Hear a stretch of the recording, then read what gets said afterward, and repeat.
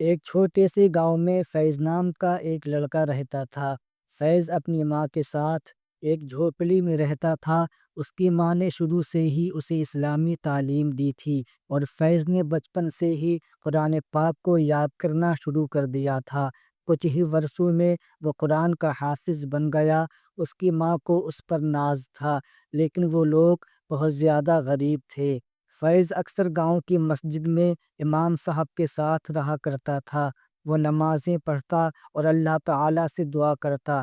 ایک دن جب اس کی ماں بیمار ہو گئی تو فیض نے اللہ سے دعا کی کہ اس کی ماں جلدی ٹھیک ہو جائے، لیکن ڈاکٹر نے بتایا کہ ان کی بیماری کا علاج بہت مہنگا ہے۔ فیض کے پاس اتنے پیسے نہیں تھے۔ فیض نے سوچا کہ وہ اللہ سے مدد مانگے گا۔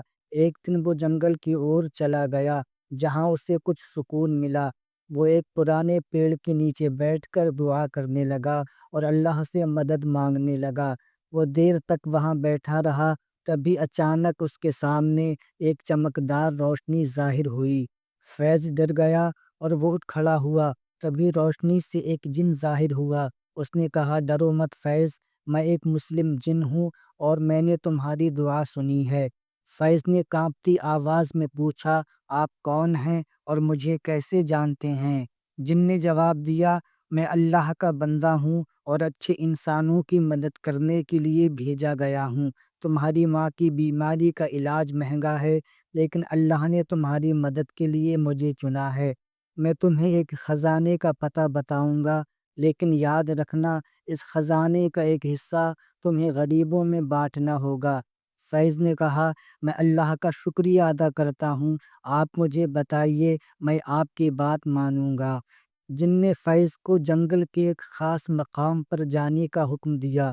جن نے ایک غفا کے پاس جا کر اسے بتایا، یہاں ایک پرانا خزانہ چھپا ہوا ہے، اسے صرف وہی پا سکتا ہے جو سچا اور ایماندار ہو، تمہیں اسے کھدائی کر کے نکالنا ہوگا، لیکن یاد رہے خزانے کو غلط کاموں میں خرچ مت کرنا۔ فیض نے سر ہلایا اور اگلے دن اپنے گاؤں لوٹ کر ایک فاوڑہ اور ضروری چیزیں لے کر پھر سے غفا کی اور چل دیا۔ اس نے دن رات محنت کی اور آخر کار اس نے خزانے کا ایک بڑا صندوق کھوج نکالا۔ صندوق کو کھولتے ہی اس کی آنکھیں چمک اٹھیں۔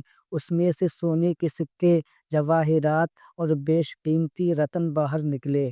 فیض نے اللہ کا شکر ادا کیا اور جن کی باتوں کو یاد کرتے ہوئے خزانے کا ایک حصہ گاؤں کے غریبوں میں بانٹ دیا۔ اس نے اپنی ماں کا علاج بھی کرایا اور گاؤں میں ایک مدرسہ بھی بنوایا تاکہ بچوں کو اسلامی تعلیم مل سکے۔ کچھ وقت بعد فیض کا نام پورے علاقے میں مشہور ہو گیا۔ لوگ اس کی تعریف کرنے لگے کہ کیسے اس نے خزانے کا صحیح استعمال کیا۔ جن نے فیض کو پھر سے دعا دی اور کہا، تم نے ثابت کر دیا کہ ایمانداری اور نیکی کا راستہ ہی سب سے اچھا ہے۔ اللہ ہمیشہ تمہارے ساتھ رہے گا۔ اس واقعے کے بعد فیض نے اپنی زندگی لوگوں کی مدد اور اللہ کی عبادت میں گزار دی۔ اس کا گاؤں ایک مثال بن گیا جہاں ہر کوئی ایک دوسرے کی مدد کرتا تھا۔ دوستو، یہ کہانی ہمیں سکھاتی ہے کہ ایمانداری اور نیکی کا راستہ اپنانے سے اللہ ہمیشہ ہماری مدد کرتا ہے۔ جب ہم دوسروں کی مدد کرتے ہیں تو اللہ ہمیں اور زیادہ عطا فرماتا ہے۔ دوستو، یہ کہانی آپ کو کیسی لگی؟ کمنٹ میں ضرور بتائیں اور ہمارے چینل کو سبسکرائب کریں۔ السلام علیکم ورحمۃ اللہ۔